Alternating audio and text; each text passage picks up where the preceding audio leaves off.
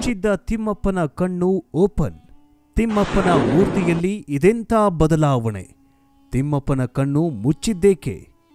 ನೀವೇನಾದರೂ ತಿರುಪತಿ ತಿಮ್ಮಪ್ಪನ ಬೆಟ್ಟಕ್ಕೆ ಹೋಗಿದ್ರೆ ಹೇಗಿತ್ತು ಎಕ್ಸ್ಪೀರಿಯನ್ಸ್? ಕಮೆಂಟ್ ಮೂಲಕ ತಿಳಿಸಿ. ನೀವೇನಾದರೂ ತಿರುಪತಿ ತಿಮ್ಮಪ್ಪನ ಭಕ್ತರಾಗಿದ್ರೆ ಈ ಕೂಡಲೇ ತಿಮ್ಮಪ್ಪ ಎಂದು ಕಮೆಂಟ್ ಮಾಡಿ. ತಿರುಪತಿ ಬಾಲಾಜಿ ದೇವಾಲಯ ಇಂದು ಭೂಮಿಯ ಮೇಲಿನ ಅತ್ಯಂತ ಜನಪ್ರಿಯ ದೇವಾಲಯಗಳಲ್ಲಿ ಒಂದಾಗಿದೆ. ವರ್ಷದ ಯಾವುದೇ ದಿನ ನೀವು ಈ ದೇವಾಲಯಕ್ಕೆ ಭೇಟಿ ನೀಡಿದ್ರೂ ಲಕ್ಷಾಂತರ ಭಕ್ತರ ಸಮೂಹವನ್ನು ನೋಡಬಹುದು. ಹಾಗೂ ನೆಚ್ಚಿನ ಪ್ರಮಾಣದ ದಾನವನ್ನ ಪಡೆದುಕೊಳ್ಳುವ ದೇವಾಲಯಗಳಲ್ಲಿ ಭಕ್ತರು ತಮ್ಮೆಲ್ಲ ಇಚ್ಛೆಯನ್ನ ಈಡೇರಿಸುವಂತೆ ಭಗವಂತನಲ್ಲಿ ಬೇಡ್ಕೊಳ್ತಾರೆ. ತಮ್ಮ ಇಚ್ಛೆ ಫಲಿಸಿದ ನಂತರ ದೇವಾಲಯದ ಹುಂಡಿಯಲ್ಲಿ ತಮ್ಮ ದಾನವನ್ನ ನೀಡುವುದು ವಾಡಿಕೆ ಅಭ್ಯಾಸವಾಗಿದೆ. ಈ ರೀತಿಯಾಗಿ ಲಕ್ಷಾಂತರ ಭಕ್ತರು ತಮ್ಮ ದಾನವನ್ನ ನೀಡಲು ಇಲ್ಲಿನ ದೇವಾಲಯಕ್ಕೆ ಆಗಮಿಸುತ್ತಾರೆ. ಪುರಾಣಗಳ ಪ್ರಕಾರ ವಿಷ್ಣು ವೈಕುಂಠವನ್ನ ತೊರೆದು ಶ್ರೀ ವೆಂಕಟೇಶ್ವರನ ರೂಪದಲ್ಲಿ ಭೂಮಿಗೆ ಬಂದು ಹುತ್ತದಲ್ಲಿ ನೆಲೆಸ್ತಾನೆ. ಆದರೆ ಬಾಲಕನೊಬ್ಬ ಗುಡ್ಡ ಅಗೆಯುತ್ತಿದ್ದಾಗ ತಪ್ಪಾಗಿ ಕೊಡಲಿಯಿಂದ ತಿಮ್ಮಪ್ಪನ ತಲೆಗೆ ಗಾಯವಾಗತ್ತೆ. ಇದರೊಂದಿಗೆ ಗಂಧರ್ವ ರಾಜಕುಮಾರಿ ನೀಲಾದೇವಿಯು ಶ್ರೀನಿವಾಸನ ಗಾಯಕ್ಕೆ ಔಷಧಿಯನ್ನ ಕೊಡ್ತಾಳೆ. ತನ್ನ ಕೂದಲುಗಳನ್ನ ಕತ್ತರಿಸಿ ಸ್ವಾಮಿಗೆ ಅರ್ಪಿಸ್ತಾಳೆ. ಅಲ್ಲದೆ ಗಾಯದ ಸ್ಥಳದಲ್ಲಿ ತನ್ನ ಕೂದಲುಗಳನ್ನ ಇಟ್ಟುಕೊಳ್ಳುವಂತೆ ಮನವಿ ಮಾಡುತ್ತಾಳೆ. ನೀಲಾದೇವಿಯ ಭಕ್ತಿಯನ್ನ ಮೆಚ್ಚಿದ ವೆಂಕಟೇಶ್ವರನು ತನ್ನ ಆಲಯಕ್ಕೆ ಬಂದು ತನ್ನ ಸಾನ್ನಿಧ್ಯದಲ್ಲಿ ಮುಡಿ ಸಮರ್ಪಿಸುವ ಎಲ್ಲರಿಗೂ ತನ್ನ ಆಶೀರ್ವಾದವು ಲಭಿಸುತ್ತೆ ಅಂತ ವರ ನೀಡ್ತಾನೆ. ಅಲ್ಲಿಂದ ವೆಂಕಟೇಶ್ವರ ಸ್ವಾಮಿಗೆ ಮುಡಿ ಸಮರ್ಪಣೆ ಮಾಡುವ ಪದ್ಧತಿ ಆರಂಭವಾಯಿತು ಅಂತ ನಂಬಿಕೆಯಿದೆ. ಭಾರತದಲ್ಲಿ ಒಂದೊಂದು ದೇವಾಲಯ ತನ್ನದೇ ಆದ ಐತಿಹಾಸಿಕ ವೈಶಿಷ್ಟ್ಯಗಳನ್ನು ಒಳಗೊಂಡಿದೆ.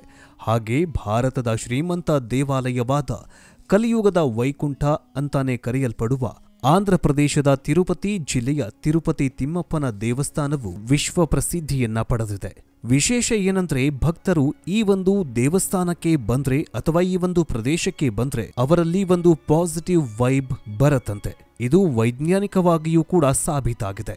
ಈ ಒಂದು ಪ್ರದೇಶ ಭೂಮಿಯ ಒಂದು ಸರ್ಟನ್ ಪ್ರದೇಶದಲ್ಲಿ ಇರೋದ್ರಿಂದ ಇಲ್ಲಿ ಧನಾತ್ಮಕವಾಗಿರುವಂತಹ ಶಕ್ತಿ ಇದೆ ಅಂತ ವಿಜ್ಞಾನಿಗಳು ಹೇಳಿದ್ದಾರೆ. ತಿರುಪತಿ ಬಾಲಾಜಿ ದೇವಾಲಯವು ವಿಷ್ಣುವಿನ ಒಂದು ರೂಪವಾದ ವೆಂಕಟೇಶ್ವರನಿಗೆ ಸಮರ್ಪಿತ. ಧಾರ್ಮಿಕ ನಂಬಿಕೆ ಪ್ರಕಾರ ವೆಂಕಟೇಶ್ವರನು ತನ್ನ ಭಕ್ತರನ್ನ ಸಮಸ್ಯೆಗಳಿಂದ ರಕ್ಷಿಸಲು ಕಲಿಯುಗದಲ್ಲಿ ಅವತಾರ ತಾಳಿದ. ನೀವು ಎಂದಾದರೂ ತಿರುಪತಿ ಬಾಲಾಜಿ ದೇವಸ್ಥಾನಕ್ಕೆ ಭೇಟಿ ನೀಡಿದ್ರೆ ತಿಮ್ಮಪ್ಪನ ಕಣ್ಣುಗಳು ಮುಚ್ಚಿರೋದನ್ನ ಕಾಣಬಹುದು. ವೆಂಕಟೇಶ್ವರನ ಕಣ್ಣುಗಳ ಎದುರು ದೊಡ್ಡದಾದ ಬಿಳಿ ನಾಮದಿಂದ ಮುಚ್ಚಲಾಗಿದೆ. ಇದನ್ನ ನೀವು ನೋಡಿರಬಹುದು. ಈಗ ನೀವು ಈ ಚಿತ್ರದಲ್ಲೂ ಕೂಡ ನೋಡ್ತಾ ಇರಬಹುದು. ಆದರೆ ಅದು ಯಾಕೆ? ಕಣ್ಣನ್ನ ಯಾಕೆ ಮುಚ್ಚಲಾಗಿದೆ? ತಿಮ್ಮಪ್ಪ ಕಣ್ಣು ಬಿಟ್ರೆ ಏನಾಗತ್ತೆ? ಬನ್ನಿ ಈಗ ಈ ವಿಡಿಯೋದಲ್ಲಿ ತಿಳಿದುಕೊಳ್ಳೋಣ. ನೀವೇನಾದರೂ ತಿರುಪತಿ ತಿಮ್ಮಪ್ಪನ ಬೆಟ್ಟಕ್ಕೆ ಹೋಗಿದ್ರೆ ಹೇಗಿತ್ತು ಎಕ್ಸ್ಪೀರಿಯನ್ಸ್? ಕಮೆಂಟ್ ಮೂಲಕ ತಿಳಿಸಿ. ನೀವೇನಾದರೂ ತಿರುಪತಿ ತಿಮ್ಮಪ್ಪನ ಭಕ್ತರಾಗಿದ್ರೆ ಈ ಕೂಡಲೇ ತಿಮ್ಮಪ್ಪ ಎಂದು ಕಮೆಂಟ್ ಮಾಡಿ. ನಂಬಿಕೆ ಪ್ರಕಾರ ವೆಂಕಟೇಶ್ವರನು ತನ್ನ ಭಕ್ತರನ್ನ ಸಮಸ್ಯೆಗಳಿಂದ ರಕ್ಷಿಸಲು ಕಲಿಯುಗದಲ್ಲಿ ಅವತರಿಸಿದ. ಭಗವಾನ್ ವೆಂಕಟೇಶ್ವರನೊಂದಿಗೆ ಕಲಿಯುಗ ಕೊನೆಗೊಳ್ಳುವುದಿಲ್ಲ ಎಂದು ಹೇಳಲಾಗತ್ತೆ. ಇಲ್ಲಿ ಹರಕೆ ಹೊತ್ತು ಎಷ್ಟೋ ಭಕ್ತರು ಬರ್ತಾರೆ. ಅಲ್ಲದೆ ತಿರುಪತಿ ತಿಮ್ಮಪ್ಪನ ಹುಂಡಿಗೆ ಚಿನ್ನ, ವಜ್ರ, ಕೋಟ್ಯಾಂತರ ಹಣವನ್ನ ದಾನ ಮಾಡುವುದು ಇಲ್ಲಿ ವಾಡಿಕೆ. ವಿಶ್ವದಲ್ಲೇ ಅತಿ ಪ್ರಸಿದ್ಧಿ ದೇವಸ್ಥಾನ ಅಂತ ಧಾರ್ಮಿಕ ನಂಬಿಕೆ ಪ್ರಕಾರ ಭಗವಾನ್ ವೆಂಕಟೇಶ್ವರನು ಕಲಿಯುಗದಲ್ಲಿ ತಿರುಪತಿ ದೇವಸ್ಥಾನದಲ್ಲಿ ವಾಸವಾಗಿದ್ದಾನೆ ಅಂತ ನಂಬಲಾಗಿದೆ. ಭಗವಾನ್ ವೆಂಕಟೇಶ್ವರನು ಪ್ರಕಾಶಮಾನವಾದ ಮತ್ತು ಶಕ್ತಿಯುತ ಕಣ್ಣುಗಳಿಗೆ ಹೆಸರುವಾಸಿ.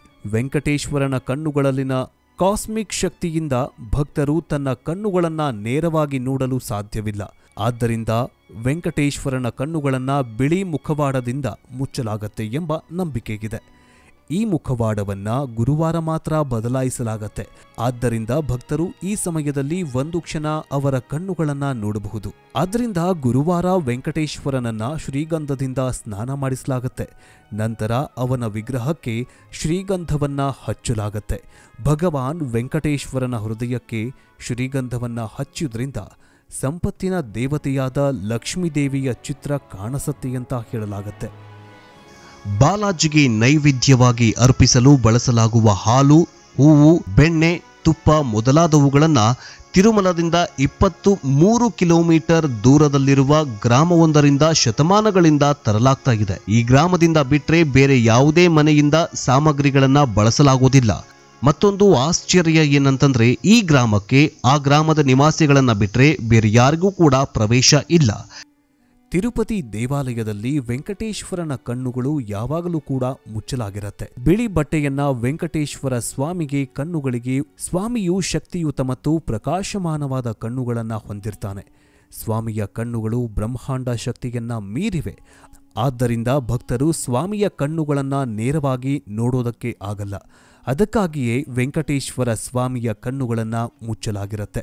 ಆದರೆ ಪ್ರತಿ ಗುರುವಾರ ಸ್ವಾಮಿಯ ಕಣ್ಣುಗಳ ಮುಖವಾಡವನ್ನ ಬದಲಾಯಿಸಲಾಗತ್ತೆ. ಆ ಸಮಯದಲ್ಲಿ ಕೆಲವು ಭಕ್ತರಿಗೆ ಮಾತ್ರ ನೇರವಾಗಿ ಸ್ವಾಮಿಯ ಕಣ್ಣುಗಳನ್ನ ನೋಡಬಹುದು. ಇನ್ನು ಜಗತ್ತಿನ ಅತ್ಯಂತ ಶ್ರೀಮಂತ ದೇವರು ಎಂಬ ಹೆಗ್ಗಳಿಕೆ ತಿರುಮಲದ ಬಾಲಾಜಿ ಮಂದಿರಕ್ಕೆ ಇದೆ. ಅತಿ ಹೆಚ್ಚು ಭಕ್ತಾದಿಗಳನ್ನ ಸೆಳೆಯುವ ಸುಕ್ಷೇತ್ರವಾಗಿದೆ. ಬಾಲಾಜಿ ಅಥವಾ ವೆಂಕಟೇಶ್ವರನು ಮಹಾವಿಷ್ಣುವಿನ ಅವತಾರ. ತಿರುಪತಿ ತಿರುಮಲ ಸುತ್ತಮುತ್ತಲಿರುವ 7 ಬೆಟ್ಟಗಳನ್ನು ಸಪ್ತಗಿರಿ ಅಂತ ಕರೆಯಲಾಗುತ್ತೆ. 7 ಬೆಟ್ಟಗಳು ಶೇಷನಾಗ 7 ಹೆಡೆಗಳು ಅಂತ ನಂಬಲಾಗಿದೆ.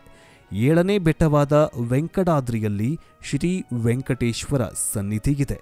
11ನೇ ಶತಮಾನದಲ್ಲಿದ್ದ ಸಂತ ರಾಮಾನುಜರು ತಿರುಪತಿಯ ಸಪ್ತಗಿರಿಯನ್ನ ದಾಟಿ ಅಲ್ಲಿ ಭಗವಾನ್ ಶ್ರೀನಿವಾಸನು ಅಲ್ಲಿಗೆ ದರ್ಶನ ನೀಡಿದ ಎಂಬ ಪ್ರತೀತಿ ಇದೆ. ಇಲ್ಲಿ ವೈಕುಂಠ ಏಕಾದಶಿ ದಿನ ಸ್ವಾಮಿಯ ದರ್ಶನ ಪಡೆದರೆ ಎಲ್ಲಾ ಪಾಪಗಳು ಕಳೆಯುತ್ತವೆ ಅಂತ ಭಕ್ತರು ನಂಬಿದ್ದಾರೆ. ಅದಲ್ಲದೆ ಇಹಲೋಕ ತ್ಯಜಿಸಿದ ಬಳಿಕ ಮೋಕ್ಷ ಪ್ರಾಪ್ತಿಯಾಗತ್ತೆ ಅಂತಲೂ ಕೂಡ ಹೇಳಲಾಗತ್ತೆ. ದೇವಾಲಯದ ದೈವವಾದ ವೆಂಕಟೇಶ್ವರ ವಿಷ್ಣುವಿನ ಒಂದು ಅವತಾರ. ಬಾಲಾಜಿ, ಗೋವಿಂದ ಮತ್ತು ಶ್ರೀನಿವಾಸ ವೆಂಕಟೇಶ್ವರ ಇತರೆ ಹೆಸರುಗಳಿಂದ ಭಕ್ತರು ಕರೀತಾರೆ. ಆದರೆ ಅತಿ ಹೆಚ್ಚು ಶ್ರೀಮಂತ ದೇವಾಲಯವೆಂದರೆ ತಿರುಪತಿಯ ತಿರುಮಲ ವೆಂಕಟೇಶ್ವರ ದೇವಾಲಯ. ತಿರುಪತಿಯ ಬಳಿ ಇರುವ ತಿರುಮಲ ಬೆಟ್ಟದ ತುದಿಯಲ್ಲಿರುವ ಈ ದೇವಸ್ಥಾನ ಒಂದು ಅತ್ಯಂತ ಪ್ರಾಚೀನ ದೇವಾಲಯವಾಗಿದ್ದು ಹೆಚ್ಚಿನ ಸಂಖ್ಯೆಯಲ್ಲಿ ಭಕ್ತರನ್ನ ಆಕರ್ಷಿಸುತ್ತೆ ಮತ್ತು ಭಾರತದಲ್ಲೇ ಅತಿ ಹೆಚ್ಚು ದೇಣಿಗೆಯನ್ನ ಇಲ್ಲಿ ಪಡೆಯಲಾಗುತ್ತೆ. ಇನ್ನು ಶ್ರೀನಿವಾಸ ಪೂರ್ತಿ ವಿಗ್ರಹ ಸಂಪೂರ್ಣವಾಗಿ ಸ್ವಯಂ ಉದ್ಭವ ಮೂರ್ತಿ. ಇದನ್ನ ಯಾರೂ ಸ್ಥಾಪನೆ ಮಾಡಿಲ್ಲ. ಹಿಂದೆ ಶ್ರೀನಿವಾಸ ಹುತ್ತದಲ್ಲಿದ್ದಾಗ ಸಾಕ್ಷಾತ್ ಶಿವ ಹಸುವಿನ ರೂಪದಲ್ಲಿ ಬಂದು ಹಾಲನ್ನ ಎರಿತಾ ಇದ್ದಂತೆ. ರಾಜ ಚೋಳನ ಅರಮನೆ ಹಸುಗಳನ್ನ ನೋಡ್ಕೊಳ್ತಾ ಇದ್ದ ದನಗಾಹಿಗೆ ಈ ಕಾಮಧೇನು ಹೆಸರಿನ ಹಸು ಹಾಲು ಕೊಡದೇ ಇದ್ದದ್ದು ಅನುಮಾನಕ್ಕೆ ಕಾರಣವಾಗತ್ತೆ. ಒಂದು ದಿನ ಹಸುವನ್ನೇ ಮರೆಯಿಂದ ಹಿಂಬಾಲಿಸಿಕೊಂಡು ಹೋಗ್ತಾನೆ. ಆಗ ಕಾಮಧೇನು ಹುತ್ತದಲ್ಲಿದ್ದ ಶ್ರೀನಿವಾಸನಿಗೆ ಹಾಲು ಎರಿತಾ ಇರ್ತಾಳೆ.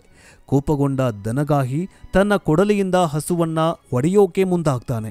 ಆಗ ಆ ಏಟು ಶ್ರೀನಿವಾಸನ ತಲೆಗೆ ಬೀಳತ್ತೆ. ಆ ನಂತರ ಶ್ರೀನಿವಾಸನ ಪರಮಭಕ್ತೆ ನೀಲಾದೇವಿ ತನ್ನ ಕೂದಲನ್ನೇ ಕತ್ತರಿಸಿ ಶ್ರೀನಿವಾಸನಿಗೆ ಜಡಿಯಾಗ್ತಾಳೆ. ಆಗ ಶ್ರೀನಿವಾಸ ನೀಲಾದೇವಿಗೆ ಒಂದು ವರವನ್ನ ಕೊಡ್ತಾನೆ. ಕಲಿಯುಗದಲ್ಲಿ ಭಕ್ತರು ನನ್ನ ಕ್ಷೇತ್ರಕ್ಕೆ ಬಂದು ಕೊಡುವ ತಲೆ ಕೂದಲು ಮುಡಿ ನಿನ್ನ ಮೂಲಕವೇ ನನಗೆ ಸಮರ್ಪಿತವಾಗಲಿ ಅಂತ ಹೇಳ್ತಾರೆ. ಈಗಲೂ ಕೂಡ ಭಕ್ತರು ತಲೆಮುಡಿಯನ್ನ ಕೊಡ್ತಾರೆ. ಹೀಗೆ ನೀಲಾದೇವಿ ಜೋಡಿಸಿದ ತಲೆಗೂದಲೇ ಈಗಲೂ ಪರಮಾತ್ಮನ ಹಿಂಭಾಗದ ತಲೆಯಲ್ಲಿ ಇದೆ. ನಿಜವಾದ ಕೂದಲು ಈಗಲೂ ಕೂಡ ಅಲ್ಲಿ ಬೆಳೀತಾ ಇದೆಯಂತೆ. ದೇವಸ್ಥಾನದ ಪ್ರಾರಂಭ ಮಹಾದ್ವಾರದ ಬಲಗಡೆ ಶ್ರೀ ವೆಂಕಟೇಶ್ವರ ಸ್ವಾಮಿಯ ತಲೆಯ ಮೇಲೆ ಹೊಡೆದ ಗಾಯ ಈಗಲೂ ಇದೆ. ಆ ಕಾರಣದಿಂದಲೇ ಸ್ವಾಮಿ ತಲೆಗೆ ಗಂಧವನ್ನ ಹಚ್ಚುವ ಸಂಪ್ರದಾಯ ಈಗಲೂ ಕೂಡ ನಡೆದುಕೊಂಡು ಬಂದಿದೆ. ಇಂತಹ ಅಚ್ಚರಿ ಸಂಗತಿಗಳು ಈ ದೇವಾಲಯದಲ್ಲಿ ಅಡಗಿದೆ. ನೀವೇನಾದ್ರೂ ತಿರುಪತಿ ತಿಮ್ಮಪ್ಪನ ಬೆಟ್ಟಕ್ಕೆ ಹೋಗಿದ್ರೆ ಹೇಗಿತ್ತು ಎಕ್ಸ್ಪೀರಿಯನ್ಸ್ ಕಮೆಂಟ್ ಮೂಲಕ ತಿಳಿಸಿ. ನೀವೇನಾದ್ರೂ ತಿರುಪತಿ ತಿಮ್ಮಪ್ಪನ ಭಕ್ತರಾಗಿದ್ರೆ ಈ ಕೂಡಲೇ ತಿಮ್ಮಪ್ಪ ಎಂದು ಕಮೆಂಟ್ ಮಾಡಿ. ಮುಂದಿನ ವಿಡಿಯೋದಲ್ಲಿ ಮತ್ತೆ ಇಂತಹ ವಿಸ್ಮಯಕಾರಿ ವಿಡಿಯೋಗಳು ನಮ್ಮ ಯೂಟ್ಯೂಬ್ ಚಾನಲ್ ಅಲ್ಲಿ ಇದೆ. ಅವುಗಳನ್ನು ನೋಡಿ ಪ್ರೋತ್ಸಾಹಿಸಿ. ಮುಂದಿನ ವಿಡಿಯೋದಲ್ಲಿ ಸಿಗೋಣ. ಜೈ ಹಿಂದ್, ಜೈ ಕರ್ನಾಟಕ. ಎಲ್ಲರಿಗೂ ಶರಣು ಶರಣಾರ್ಥಿ.